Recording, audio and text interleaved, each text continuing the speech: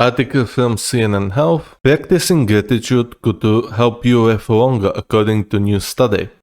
Let's read this very interesting article. People who experience more gratitude have 9% lower risk of dying within 3 years, a new study has found. I see, so you're basically telling me that people who don't have depression have higher chance of living. Wow. How totally unexpected. Oh, a notification. How completely unexpected that having a happy life could have a health benefits and it could reduce, your possible suicide rate. CNN, appreciating the little things in life we can leave a lasting impact on your health. Experiencing a gratitude is beneficial for physical health and emotional well-being. Past research has shown. Now, a new study has found these who experience more gratitude also have a low risk of dying. The report is first to examine the effects of gratefulness on longevity, the experts say. This is like saying that people who drive less has lesser chance of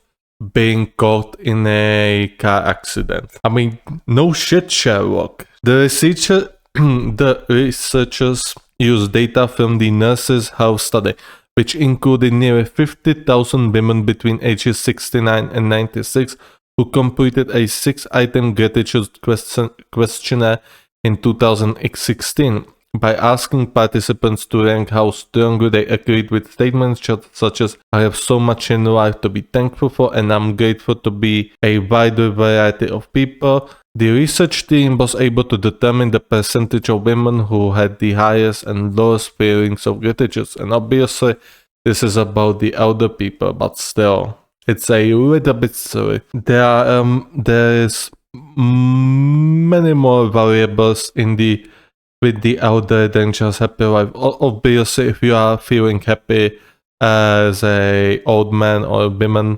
woman, then obviously your overall probably health is going to be a bit better, because feeling depressed has influence on your body and on the way you behave. So there's that. But I mean, yeah, this is something that should already be known. Like, this should not be a news. Like, this should be a matter of common sense. When the researchers reviewed the data 3 years later, they found the women who had the highest level of gratitude experienced a 9% lower risk of death of any cause, including cardiovascular disease, cancer, and neurodegenerative disease, according to this study published July 3rd in the journal JAMA Psychiatry. Gratitude is a powerful for happiness, powerful for addressing at least more minor depressive symptoms, powerful for improving health, powerful for protecting against premature death, and it is something that anyone can do, said senior study author Dr. Tyler Van der Weel,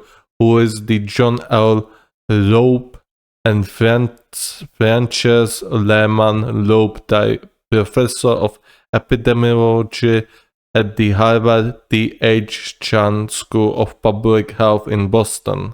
During the 3 years of follow-up in the study, there were 4,608 deaths among the participants. 2,153 of those were women who reported experiencing the lowest amount of gratitude, while 1,273 deaths were of women who were in the middle tier. There were 1,182 deaths among women who reported the highest amount of gratitude. The study also found those who reported feeling more gratitude were more likely to be slightly younger, have a partner, participate in social or religious groups, or have overall health. So you basically tell us that people who are younger have lesser chance of dying. Well done, Sherlock. I think things are going well in life, whether that's one's health or one's social relationship.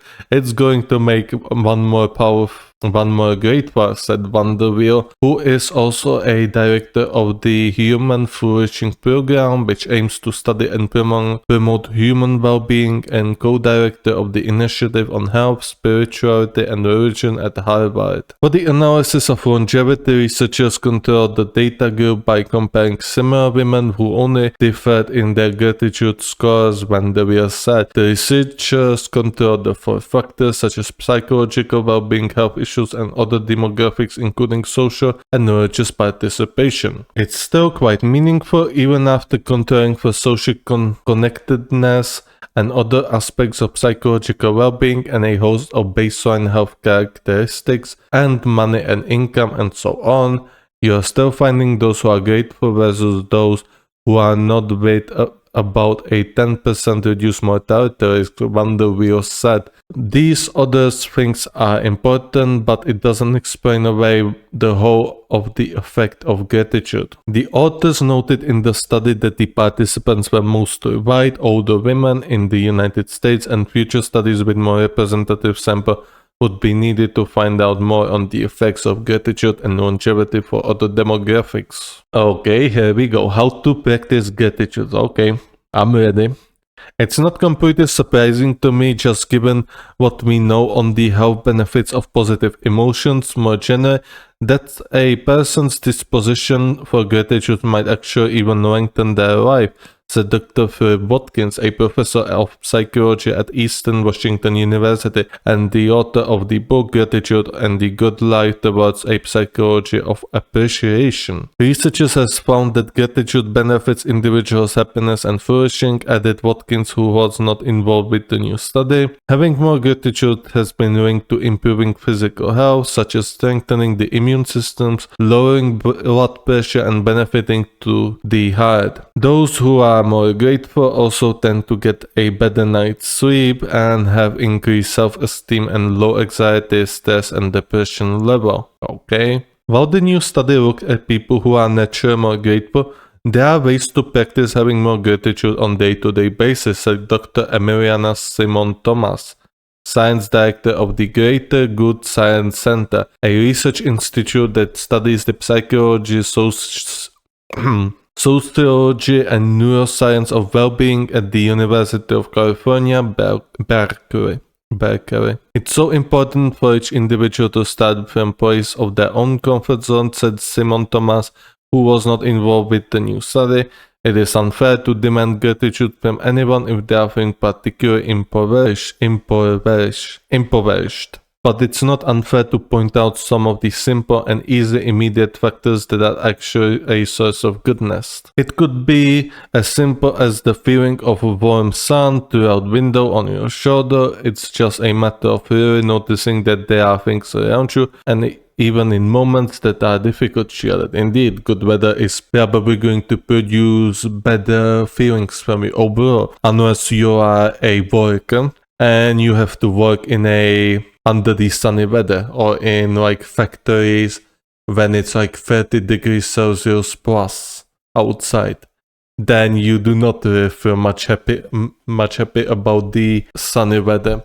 But generally, as long as you have a job that does not kill you with actually being hot, then you feel better when it's sunny. For me personally, I love when it's sunny weather. I feel much more lively, energetic. Although when I used to work as a worker, then I also did not like the weather because I would feel very hot and once or twice I could feel like collapsing. Although I think it was only once, fortunately. There are 3 strategies Simon Thomas recommends for those looking to implement more feelings of gratitude. First, keep a gratitude journal where you can write a few things you are grateful for, whether it's a washing machine in your home, or electric light, or the opportunity to go on a camping trip with friends. The list could go on. This sounds a little bit dystopian. I don't know, but when you ask write things you feel the most grateful for, this sounds to me a little bit more dystopian. The first thing I think of is some dystopian movie where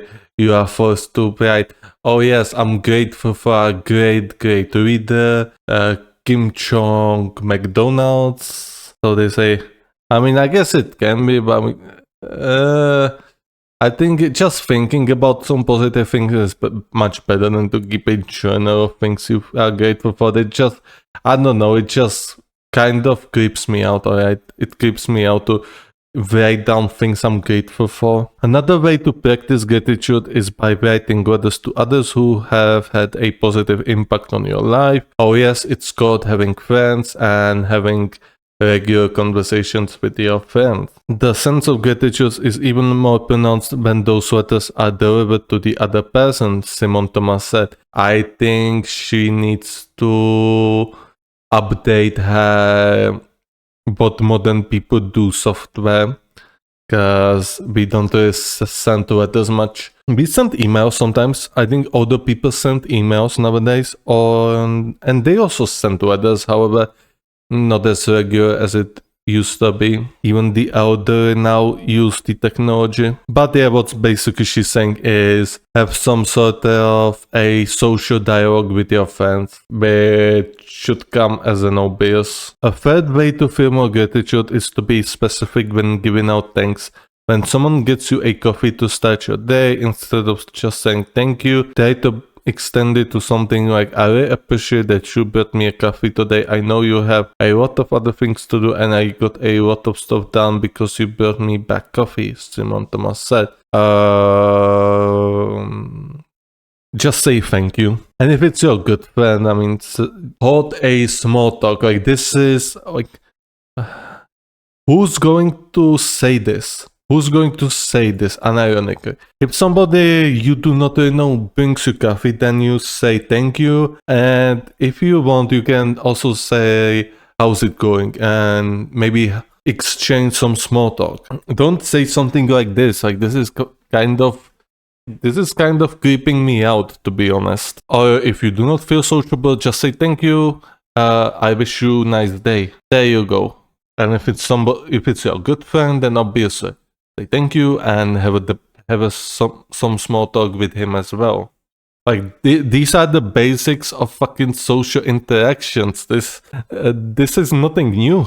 It sort of creeps me out that these scientists have now just figured out, how it kind of freaks me out that these scientists now figure out, oh, the humans feel more happy and they have a longer lifespan if they have an active social life and they have friends they talk with, they interact with people in positive conversations, obviously, not in Twitter conversations when you just shout at each other. Okay, I've been using Twitter way too much, I should stop. But yeah, active social life brings you benefits to your mental health and probably even physical health. Thank you. This is something we already knew years ago. Many years ago. Like, this is a common sense, for God's sake. Oh, well, I guess it's not a common sense for the Gen Z. There's no clear consensus on how often one should practice gratitude, Simon Thomas said. She recommends trying out different methods for what feels right to you. Practicing gratitude is not only key for health and well-being, but it is also important to try to be more grateful because it is a good virtue and can positively affect your relationship too. Watkins said. Well, being positive in a relationship, I mean, you should only go into a relationship with somebody you like and your experience with your partner is good. You should not be going into a relationship with somebody who has red flags about him or her. Having more gratitude has also been linked to being more optimistic in general, and people who express higher levels of gratitude tend to look more for the good in life, Watkins added. Research shows we have a lot of good stuff happen to us than bad stuff, but we very focus on the bad stuff, obviously. I mean, this is the part of human mental. Like, the human brain focuses on a very strong stuff, very strong emotions. And negative emotions tends to be a little bit more intense than the good emotions. That depends. Obviously, feelings like to love obviously beat those negative emotions, but in modern society, negative emotions usually tend to beat those positive emotions. So yes, that's true that we focus more on the bad stuff, but that's the problem of the brain as well as the individual at some percentage, that they focus on the bad stuff. It's something that we have to fight with and something we have to beat ourselves. I think that's one good of the reasons gratitude and being a grateful person is so important, because they help us have a more balanced view of life. So now I'm gonna add my 2 cents. So basically what this says is, be positive human being, have a positive impact on others, and you're gonna probably live a longer, a happier life. That is a common sense. Like, this is absolutely nothing new. Like, this is something that we have known for decades. Like, this really sounds like an article for Gen Z, if anything. Socialize with people, have good friends, make a relationship, find a partner. I know it's hard in this age. However, there are many good partners for you to find. You just have to look good enough, and you should not have an absurd expectation. Like, you should be looking for a personal qualities and about reasonable physical qualities as well. Obviously, if you find somebody, because obviously, like, the partner you find should not be an extreme in either of the weight levels, neither anorectic, neither over obese or very obese. But yeah, the most important person about your partner should be the personality. But you should complement each other in personality. So that's how you're gonna get a good relationship. And I know it's very hard. I know it's hard for you to find an ideal partner, because a lot of people are looking for something. They are looking for something exciting, something, or somebody with good body or and other qualities. However, hey, that is not going to get you a happy relationship. Obviously, some people are looking for money, and money is going to open you a lot of doors. And I always said you should strive to become rich to get those possibilities. It will not make you happy. However, you will be able to control your fate. So if you cannot find a happiness, then at least you will be able to control your fate, and you can positively change the fate of others. So yeah, that's everything I wanted to say.